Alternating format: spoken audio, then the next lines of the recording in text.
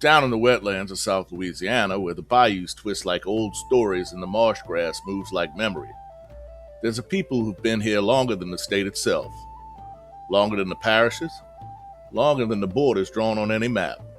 This is the story of the Houma Nation, the first people of the bayou. For centuries, the Houma lived along the rivers and waterways of what would eventually become Louisiana. French explorers wrote about them in the 1600s, describing a strong, organized tribe with villages, leaders, and traditions rooted in the land.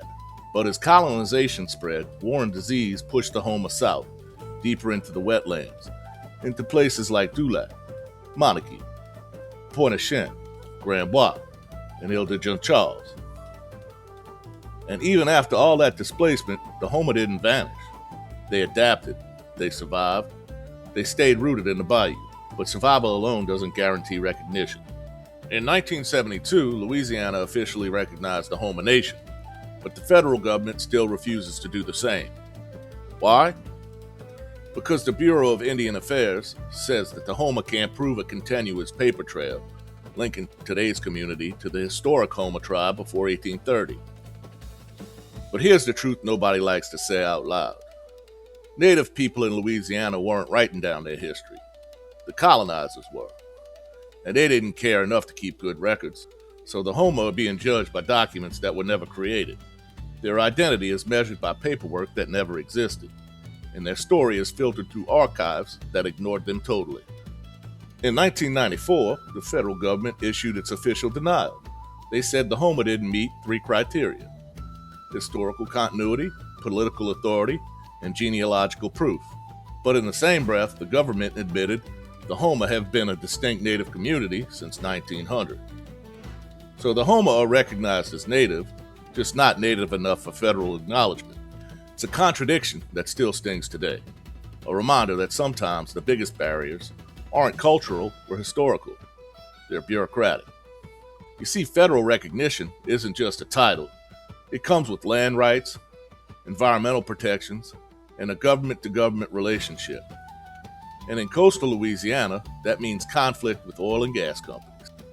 During the 1990s, some of the politicians involved in the Houma decision were backed by donors tied to the industry.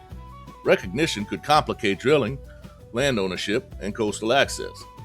So the Houma's fight isn't just cultural. It's political, it's economic, it's about power and who gets to keep it. So, without federal recognition, the Houma Nation doesn't get access to tribal health care, housing programs, disaster relief, or cultural protections. And for the coastal people losing land faster than almost anywhere else in America, that lack of support hits hard. Ile-de-Jean-Charles, a Houma community, became one of the first climate-displaced towns in the United States. Families were forced to leave the land their ancestors lived on for generations. Yet the tribe still isn't recognized. The people most affected by the land loss are the ones with the least protection. But the Houma Nation hasn't stopped fighting. They've updated their petition, they've gathered oral histories, they've built archives, they've documented their communities in ways the government can't ignore. Modern researchers say the Houma story proves something powerful. Native identity survives even when paperwork doesn't. The Houma aren't fighting for casinos or politics. They're fighting for healthcare, land rights, cultural protection, and the dignity of being acknowledged as the people they've always been. The Houma Nation is part of the soul of Louisiana. The food, the language, their fishing traditions, the way the people lived off the land, their story is Louisiana's story. And their fight for recognition is a reminder that culture isn't just something you celebrate, it's something you protect. The Houma people have been here for centuries. They deserve to be recognized for the nation they are. This episode is dedicated to the Houma people, past, present, and future. To the elders who kept the stories alive. To the families who held on to their identity through storms, displacement, and erasure. And to the generations still fighting for recognition, dignity, and the right to be seen. Your history is Louisiana history. Your culture is Louisiana culture.